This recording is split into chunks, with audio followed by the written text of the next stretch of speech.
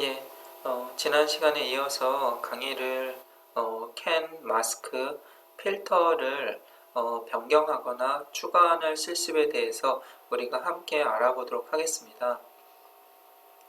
우리가 베이직하게 우리가 캔에 대한 마스크하고 필터를 추가하는 기본적인 이유 중에 하나는 캔 로드에 다양한 캠퍼스의 노드들이 다양하게 연결되어 있고요. 그 많은 노드들이 서로 데이터, ID, 아이덴티파이어를 주고받고 데이터를 주고받는데 내가 갖고 있는 노드에서 그러한 데이터가 필요 없는 것이 분명히 존재합니다.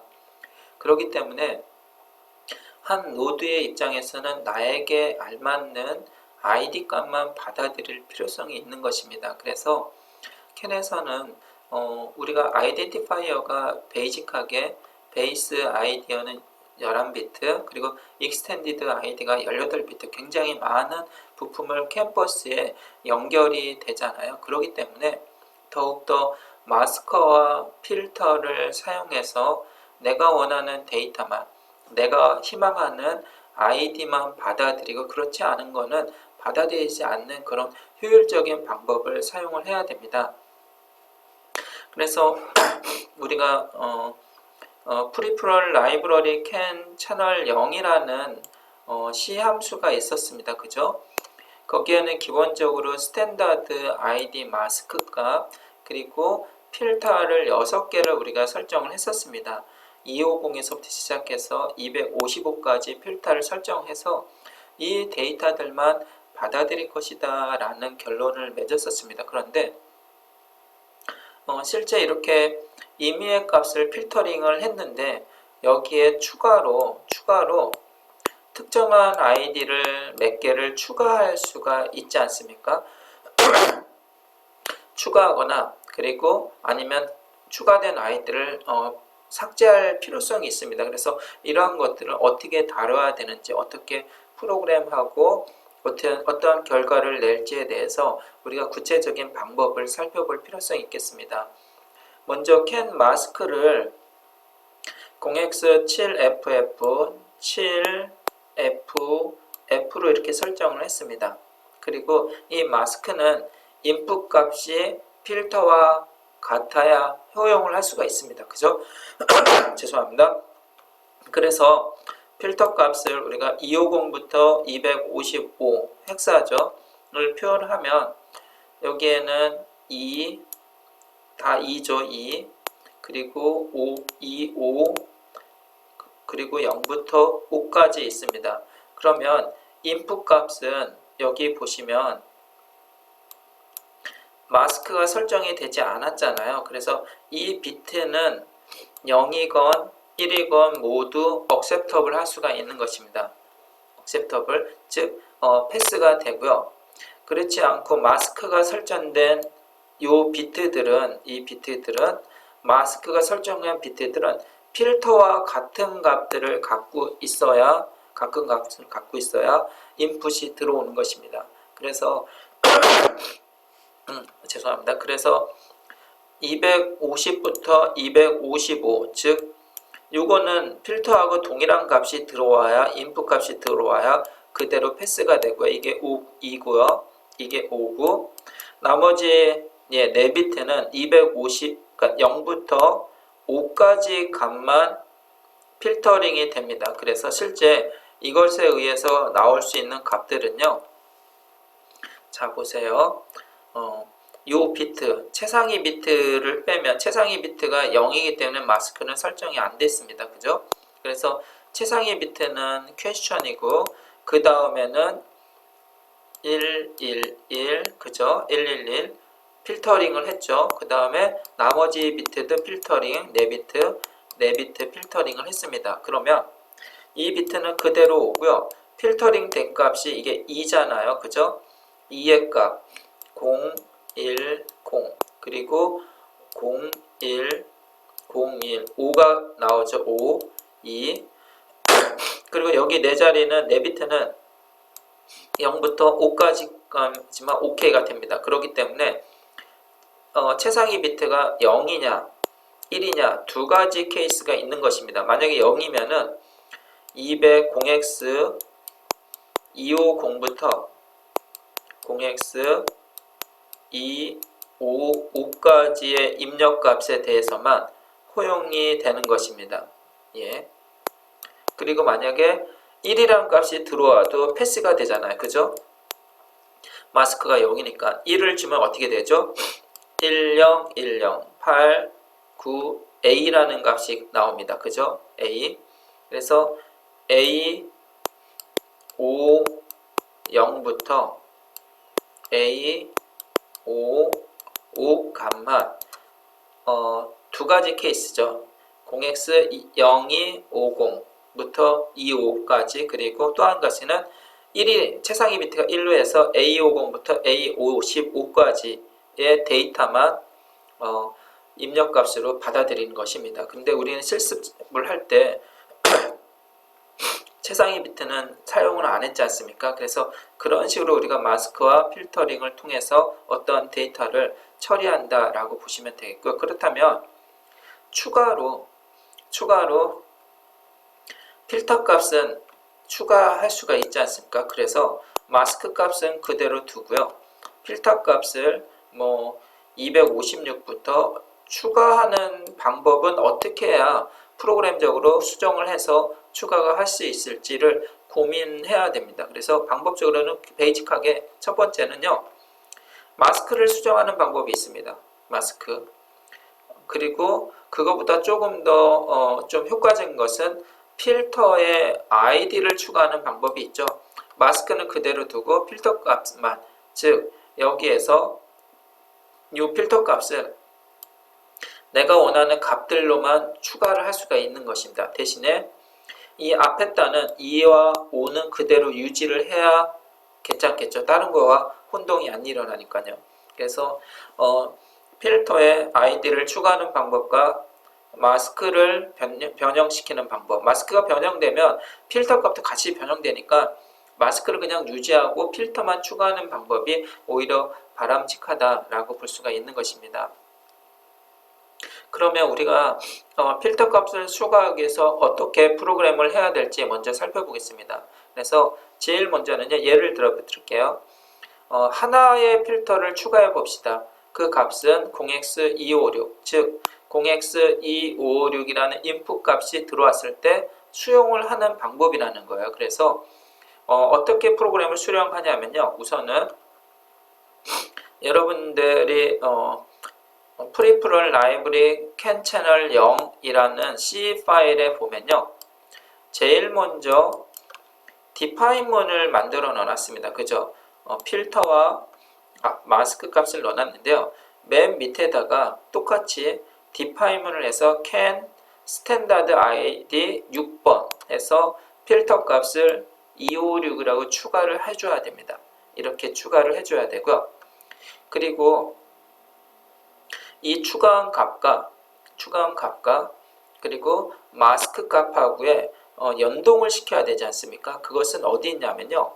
마찬가지로 프리프럴 라이브러리 can 채널 0 C 함수에 보면요. static const can 에 대한 네스트 레지스터 필터를 추가하는 테이블이 있습니다. 거기에 보면요. 각각의 can id가 있습니다. can id 0, 1, 2, 3, 4, 5가 존재합니다. 5가. 그리고 하나를 더 추가를 해야 되겠죠. 그래서 기존에 있는 내용을 그대로 카피에다가 붙여넣기를 합니다. 그리고 id 값만 6으로 바꿔 넣으시면 되겠습니다.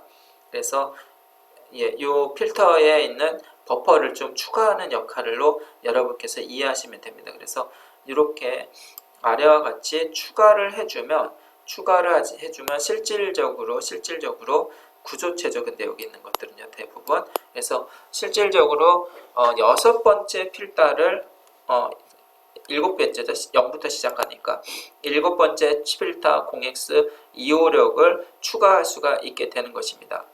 여기서 이제 끝나는 것이 아니고요. 그런데 그 다음에 이제 추가할 거는요. id 필터의 구성 스페시피케이션에 대한 변경을 좀 해줘야 됩니다. 그래서 그 변경된 값이 기존에는 필터의 개수를 6개라고 해서 이 6개를 베이스로 프로그램이 됐었습니다. 그래서 필터 0x256이 추가가 됐기 때문에요. 6 대신에 7이라는 값으로 변경을 하셔야 됩니다. 그래서 요거는 이 프리프럴 라이브러리 캔 채널 0에 한 574 라인쯤에 이 내용이 있습니다. 그래서 컴피레이션 레지스터, 즉 우리가 32비트 코텍스 칩을 사용하지 않습니까? 그 칩에 있어서 레지스터 값을 추가를 해줘야 되는 것입니다. 그래서 단순히 필터 하나를 추가한다 해서 어떤 버퍼 크기를 추가시키거나 아이디를 추가하는 것이 아니라 거기에 연동되어 있는 레지스터라든가 버퍼 그리고 디파인먼트를 추가를 해줄 필요성이 있는 것입니다. 그리고 나서 우리는 이 코텍스 M이라는 것은 32비트 프로세서입니다. 그래서 32비트 프로세서는 기본적으로 4바이트 어드레싱을 갖고 있습니다. 4바이트 어드레스 연산을 갖고 있기 때문에 여러분께서 그 필터가 6개였지 않습니까? 그죠? 채널 250부터 255까지 아이디가 6개이기 때문에 4바이트 곱하기 6, 6개는 24바이트가 필터에 대한 사이즈, 버퍼 사이즈를 구성을 했었습니다. 그런데 256이라는 아이디가 추가가 되면서 아이디가 7개로 늘어났습니다. 그래서 4바이트 곱하기 7개니까는 28개 사이즈 필터 값으로 변경을 해줘야 됩니다. 그래서 이거는 어디 있냐면요. 프리프럴 라이브러리 캔 제로의 채널 0의 헤더 파일의 버퍼 사이즈를 조정하는 부분이 있습니다. 여기에 28개로 변경을 해줘야 32비트 프로세서에서 캔 아이디가 4바이트 된 아이디가 추가가 되는 것입니다. 그리고 이제 한 가지 좀 더 할 게 있습니다. 그리고 이거는 캔 아이디의 사이즈를 추가하는 거고요. 그 다음에 할 거는요. 전체적인 변수가 추가됐습니다. 전체적인 변수가 하나 추가됐기 때문에 램 사이즈를 좀 확장할 필요가 있습니다. 그래서 기존에는 램 사이즈, 토탈 사이즈가 80이었습니다. 80바이트. 거기에서 256이라는 캔 필터 6번째 id라는 변수가 추가가 됐기 때문에 4바이트가 증가돼서 84로 변경을 하셔야 됩니다. 그래서 id 하나를 수정하면 이런 식으로 결과값을 좀 변경을 해줘야 되고요. 그래서 이렇게 한 다음에 모두 저장하고 빌드를 하고 다운로딩하면 우리가 256 값을 추가가 될 수가 있는 것입니다. 다시 한번 정리해드리면요. 결과적으로 우리가 필터를 여러 개를 추가할 수 있습니다. 지금은 하나만 추가했는데 여기에 256, 257, 예를 들어서 258 뭐 3개를 추가한다고 하시면요. 기본적으로 이것들은 다 프리프럴 라이브러리 캔 채널 0.c라는 파일과 헤더 파일에서 그 내용들을 추가를 해줘야 됩니다. 그래서 제일 먼저는 이 C라는 파일에 define으로 id를 만들어 줘야 됩니다. 그래서 can standard id 6번, 7번, 8번 3개라고 가정했으면요. 그리고 257, 0x257, 0x258 이런 식으로 3개의 아이디를 추가해 줍니다. 그리고 나서 can side f register can standard filter라는 정적 상수 값에다가 여기에다가 아이디를 카피해서 하나씩 더 묶음으로 만들어 줘야 됩니다. 그래서 이걸 카피해서 can standard id 7번 카피해서 can standard id 8번을 이런 식으로 만들어 줘야 됩니다. 버퍼 사이즈라는 거죠. 그죠? 그 다음에 256에서 257, 258 3개가 추가되면요. 6개에서 3개니까 9로 변경을 해야 되겠죠. 9. 그래서 실질적인 필터 개수는 9개다 라고 이렇게 변경을 하셔야 되고요. 그 다음에 헤더 파일에서는 램 사이즈를 변경해야 됩니다. 그죠? 그래서 46이 24에서 9개가 나왔으니까요. 그죠? 9개, 49, 36. 36으로 변경을 하셔야 됩니다. 램 사이즈. 그리고 아이디가 3개가 더 추가가 됐으니까요. 43, 12. 그죠?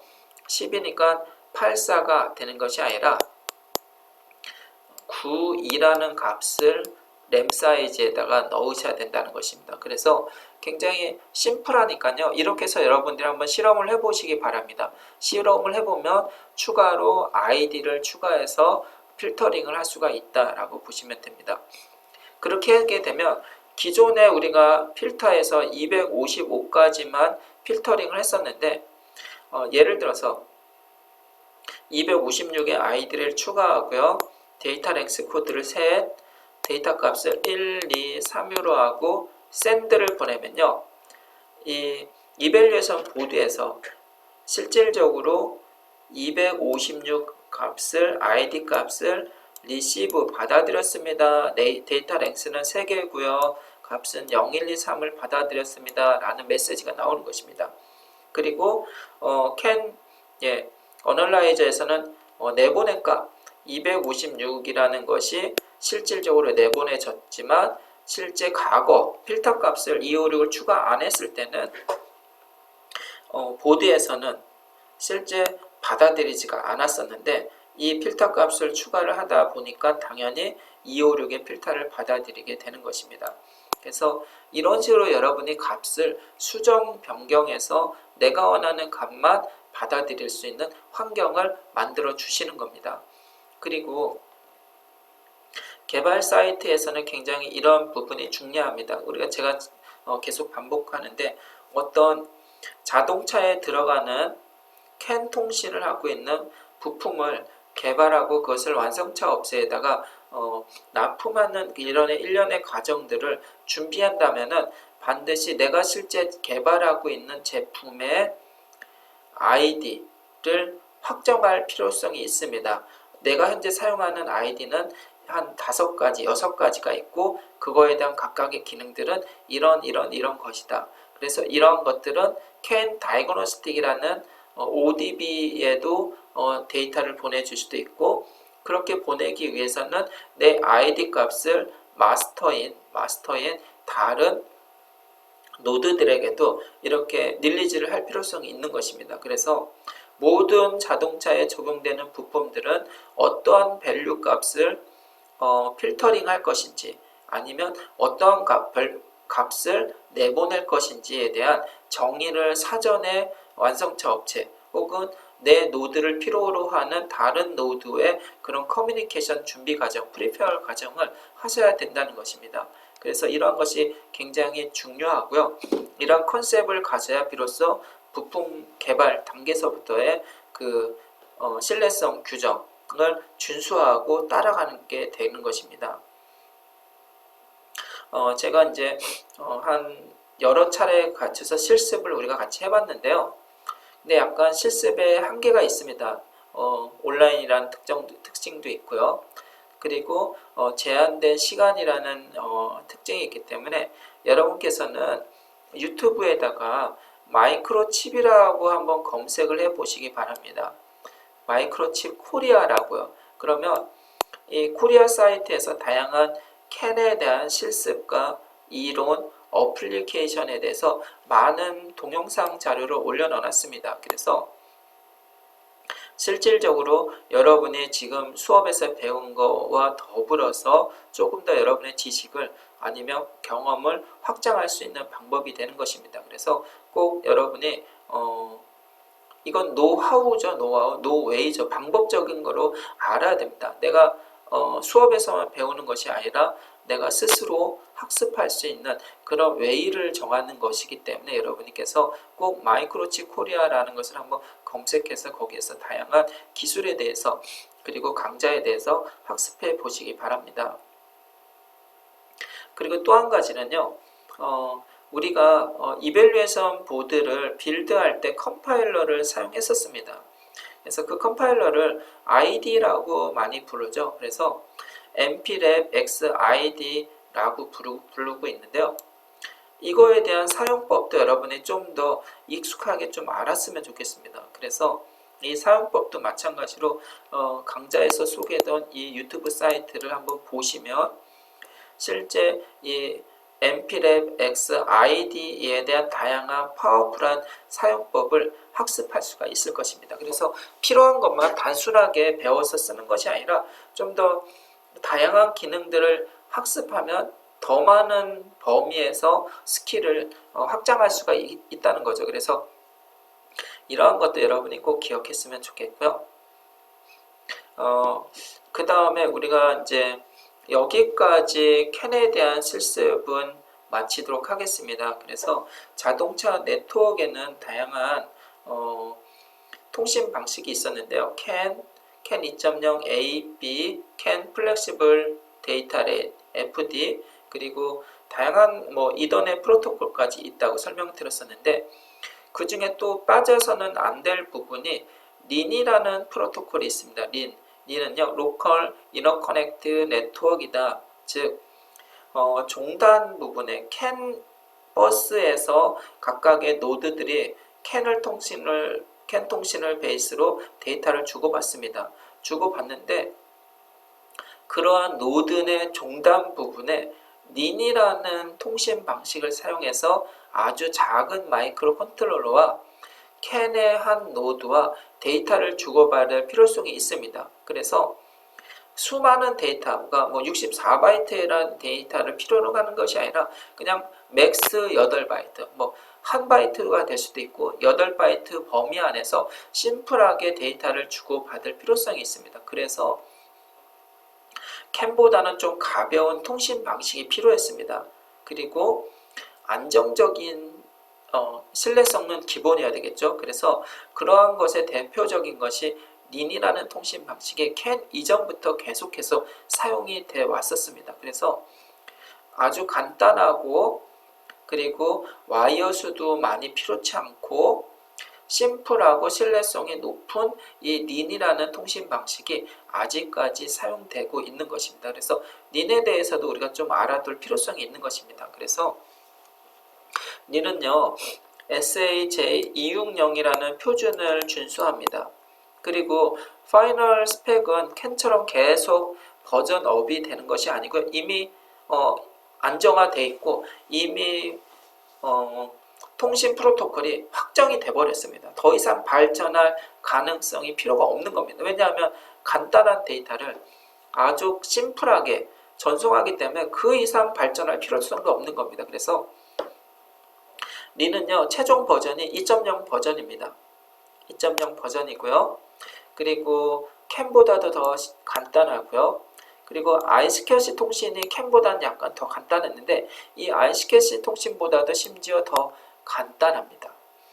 그리고 이것은 기본적인 캔버스처럼 대용량 네트워크를 사용하는 것이 아니라 서브 네트워크를 사용합니다. 서브 네트워크를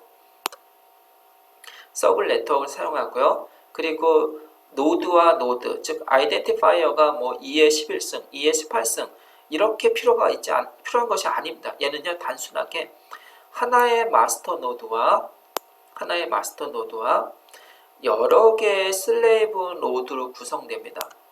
슬레이브 노드는 좀 많지 않습니다. 제한되어 있습니다. 이것도. 그래서 마스터 노드, 슬레이브 노드의 관계를 갖고 있고요. 그리고 마스터 노드는 마스크 데스크, 슬레이브 데스크라는 두 가지의 데스크를 갖고 있고요. 슬레이브 노드는 그냥 슬레이브 데스크 하나씩을 갖고 있습니다. 그리고 린 피지컬 레이어로 연결되어 있는데 이게 참 재미있습니다. 린은요, 캔 통신은 어떻게 돼요? 캔 하이, 캔 로라는 디퍼런셜 차동 시그널을 갖고 있습니다. 그죠? 두 가닥을 갖고 있는데 이 린은요, 통신 라인이 한 개입니다. 라인스, 와이어가 하나예요. 그라운드 베이스에 라인 하나로 데이터를 주고받습니다. 그러다 보니까 굉장히 심플한 통신 방식을 유지하는 것입니다. 그리고 멀티플, 인피니트는 좀 지워버릴게요. 제약이 있습니다.